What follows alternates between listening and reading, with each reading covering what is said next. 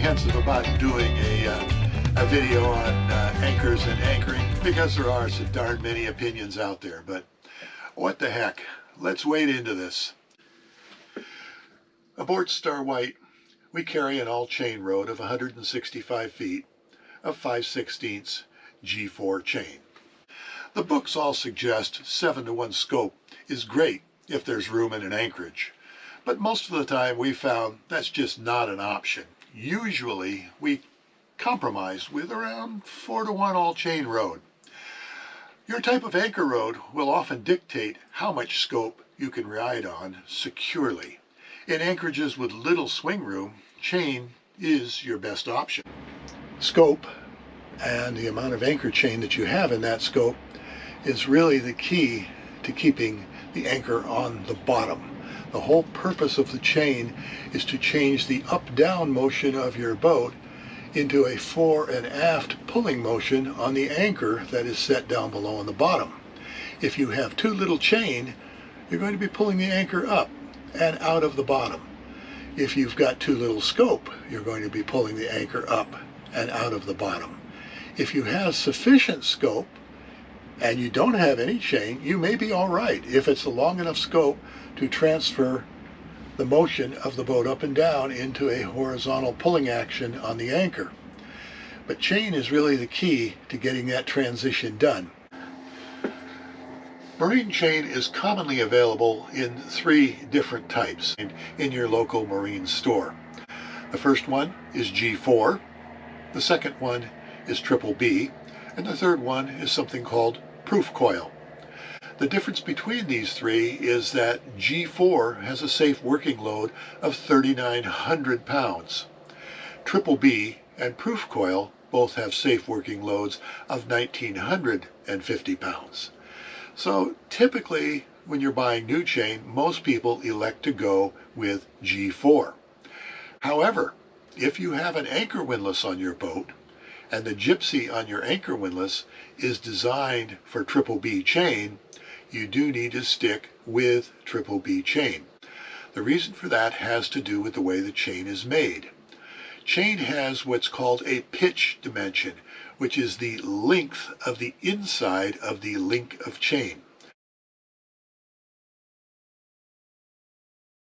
So a 5/16 inch piece of chain is made out of a round piece of 5/16 steel that is bent and welded and formed into an oval shape for the chain.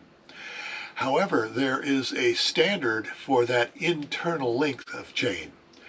On proof coil chain, that is typically somewhere in the 27-28 millimeter range. On triple B chain, that pitch is 25 millimeters, and on G4 chain, that pitch is 26 millimeters. Now, triple B and proof coil are made out of the exact same material. There is no difference between triple B chain and proof coil from a material point of view. High test chain, also called G4, is made out of a steel with a higher carbon content. Hence, it has a higher working load of 3,900 pounds compared to the 1,950 for triple B and proof coil. The other significant difference, if you have a gypsy on your boat, is that triple B chain, every single link is uniform in length, and they have a pitch dimension of 25 millimeters. If you try to run proof coil chain over a gypsy that's designed for triple B, it's going to slip and jump. If you try to run G4 chain over a gypsy that's designed for triple B chain, the same thing will happen. The difference in pitch between G4 and triple B is only 1 millimeter, but the error as it passes over the gypsy is 1 millimeter per link. So by the time you've run 10 to 12 links of chain over, you're going to be off by roughly a half a link, at which point the chain will jump on the gypsy. Hopefully it will fall into a pocket and catch itself, but it can also start to run away. So it is important when you're buying chain, if you've got a windlass, to determine what gypsy your windlass has and get the appropriate chain to work. If you've got a windlass on board, your windlass has a gypsy on it. The gypsy may look similar to this. This one happens to be for 1/4-inch chain. But what's important to see on this particular one is these are the pockets where the chain goes. But these teeth that are deep down inside here, these are designed to grab hold of rope. So this windlass gypsy is designed as a rope chain gypsy, meaning it will do both types of road. This is 3-strand anchor line. This is what the majority of windlasses that are designed to handle rope and chain were designed for. 3-strand nylon anchor rod. And when you pinch this about 8 inches from the end and you let go of it, it just sort of droops off like a banana. This is what's called a medium lay line. And this is important. If you have a medium lay line, this will safely pass through the gypsy without jamming most of the time. This is a piece of soft lay 3-strand nylon. You see how it just goes completely limp, where the medium lay kind of bends off like a banana. This will jam in the windlass gypsy. This is a piece of what's called plated line. This is the latest thing on the market. It's got a very, very soft lay, and if you let go of it about 8 inches from the end, it just goes limp. The challenge with plated line is because of this soft lay, it tends to get pulled very tightly into the windlass gypsy and it can jam. However, the newer style gypsies that are on the market now are compensating for this by suggesting that if you go with a slightly bigger plated line, it will probably pass through. No guarantees there. Double braid line cannot be used on any rope chain gypsy. This has a nice hand to it. It's easy to work with, but again, like plated line, it just goes limp. And when it gets into a windlass gypsy, it distorts and jams down inside the gypsy.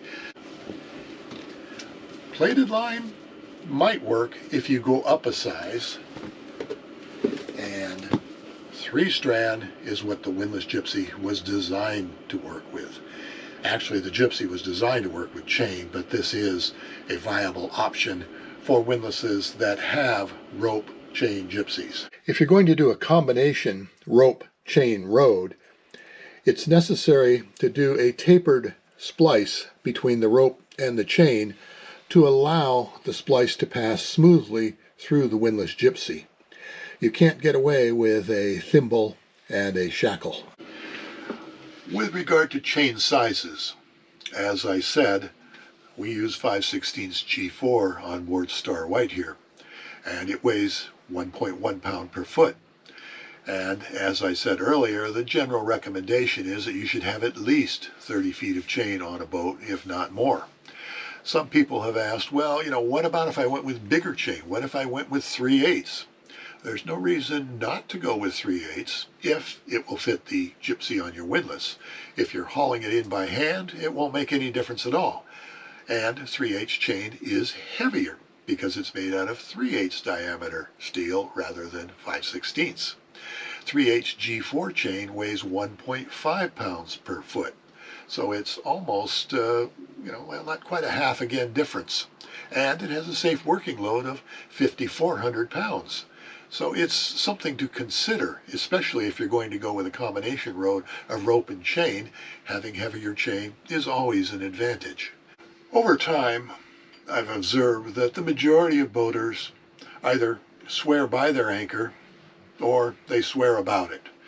And usually those who are swearing about it are doing so because they've got insufficient chain or insufficient scope, and in a few cases, way too small of an anchor. This is a really interesting anchor that I stumbled across a number of years ago. I've never actually seen one in use on a boat, but it is a very, very curious anchor. One of these days I think I'm going to have to take it down to the beach and throw it in the sand and fiddle with it a little bit. I believe it was called an Oceanus or something like that.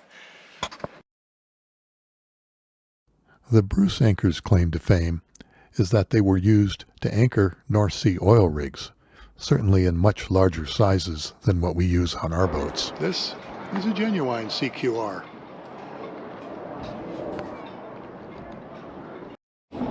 This is a copy of a CQR anchor. It's built a little bit differently, but copies the basic design. It does not have the weighted tip of the CQR. This is a Danforth style anchor. Really popular for certain purposes. Been around for a long time. Our anchor of choice for Starwhite is the Delta.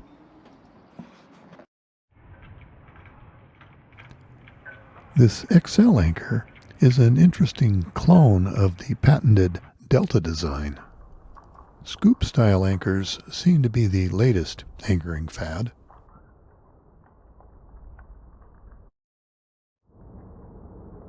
This is a Rockna scoop-style anchor with a roll bar on it and custom orange flotation. So, regardless of what anchor it is you believe in, there's always another choice when the one you believe in fails you.